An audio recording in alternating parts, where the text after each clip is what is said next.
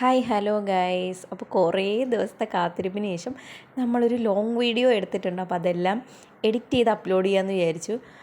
അപ്പം കാണാൻ താല്പര്യമുള്ളവരായിരിക്കുമല്ലോ എൻ്റെ ലോങ് വീഡിയോയിലോട്ട് വന്നത്. അപ്പോൾ എല്ലാവർക്കും വീഡിയോയിലോട്ട് സ്വാഗതം. ഈവനിങ് ഒക്കെ ആയപ്പോഴത്തേനുമാണ് വീഡിയോ എടുക്കാനായിട്ട് ഞാൻ സ്റ്റാർട്ട് ചെയ്തിട്ടുണ്ടായിരുന്നത്. ഈവനിങ് നമ്മൾ മിക്കുള്ള ദിവസവും ഈവനിങ് ഒക്കെ ആകുമ്പോൾ നമ്മൾ പുറത്തോട്ട് പോകും.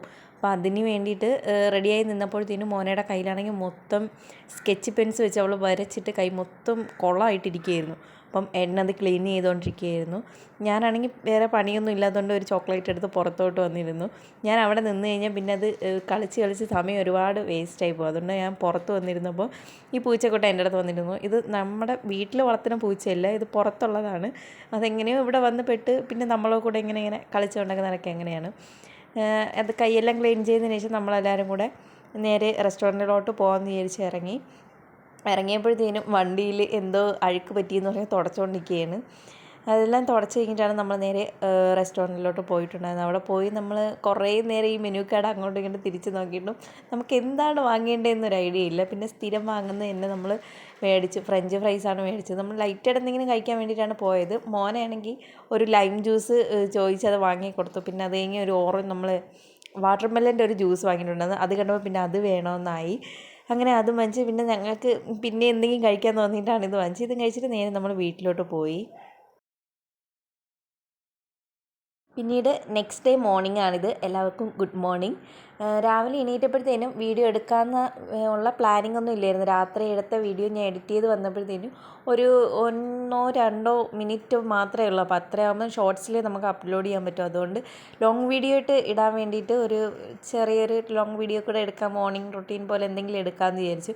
എടുത്തെടുത്ത് വന്നപ്പോൾ ഇതൊരു കുക്കിംഗ് വീഡിയോ ആയി മാറിയിട്ടുണ്ട്. പിന്നെ ഞാൻ റെസിപ്പി ഒന്നും ഷെയർ ചെയ്തിട്ടില്ല. രാവിലെ നടക്കുന്ന കുറച്ച് കാര്യങ്ങൾ മാത്രം ഞാനിതിൽ റെക്കോർഡ് ചെയ്ത് എടുത്തിട്ടുള്ളൂ. അപ്പോൾ രാവിലത്തേക്ക് ഞാൻ ബ്രേക്ക്ഫാസ്റ്റിന് പുട്ടും പഴവും കഴിക്കാമെന്ന് വിചാരിച്ചു. എനിക്ക് മാത്രം കഴിച്ചാൽ മതിയായിരുന്നു. മോനയ്ക്ക് അമ്മയുടെ അവിടെ നിന്നായിരുന്നു ഫുഡ്. അപ്പം എൻ്റേത് മാത്രമാണ് ഉണ്ടാക്കുന്നത്. ഏട്ടാ ഇല്ലായിരുന്നു, ജോലിക്ക് പോയിട്ടുണ്ടായിരുന്നു. അപ്പം എനിക്ക് വേണ്ടിയിട്ടാണോ ഇത്രയും ഞാൻ ഉണ്ടാക്കുന്നതെന്നല്ല, ഇത് ഞാൻ ഈവനിങ് ഒക്കെ ചിലപ്പോൾ പുട്ടൊക്കെ ഉണ്ടാക്കി കഴിക്കും. അപ്പോൾ അതുകൊണ്ടാണ് കുറച്ച് കൂടുതലെടുത്ത് ഞാൻ കുഴച്ച് വയ്ക്കുകയാണ്. എപ്പോഴെപ്പോഴും കിടന്ന് കുഴക്കണ്ടല്ലോ എന്ന് വിചാരിച്ചിട്ടാണ് ഇങ്ങനെ ചെയ്യുന്നത്.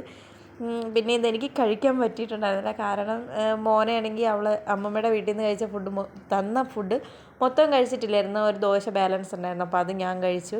ഇത് ഞാൻ ഉച്ചത്തേക്ക് ലഞ്ചിന് വേണ്ടിയിട്ടാണ് എടുത്തിട്ടുണ്ടായിരുന്നത്. ഞാൻ പുട്ടുണ്ടാക്കുന്ന സമയത്ത് എനിക്ക് ഏറ്റവും ഇഷ്ടമുള്ള ഫുഡ് പുട്ടാണ്. പുട്ടുണ്ടാക്കുന്ന സമയത്ത് അതിൻ്റെ കൂടെ തന്നെ കുറച്ച് പഴവും കൂടെ അതിൻ്റെ അകത്തിട്ട് വേവിച്ചാണ് ഞാൻ പുട്ടുണ്ടാക്കുന്നത്. അപ്പം ആ വേവിച്ച പഴവും പുട്ടുമായിട്ടുള്ള കോമ്പിനേഷൻ എനിക്ക് നന്നായിട്ട് ഇഷ്ടപ്പെട്ടു. ഞാൻ ആദ്യമായിട്ട് ഇത് കഴിക്കുന്നത് ഞാൻ ഡെലിവറി കഴിഞ്ഞിട്ട് അമ്മയുടെ അടുത്ത് നിൽക്കുന്ന സമയത്ത് റാൻഡംലി അമ്മ ഉണ്ടാക്കിയപ്പോൾ എനിക്ക് തന്നതാണ്.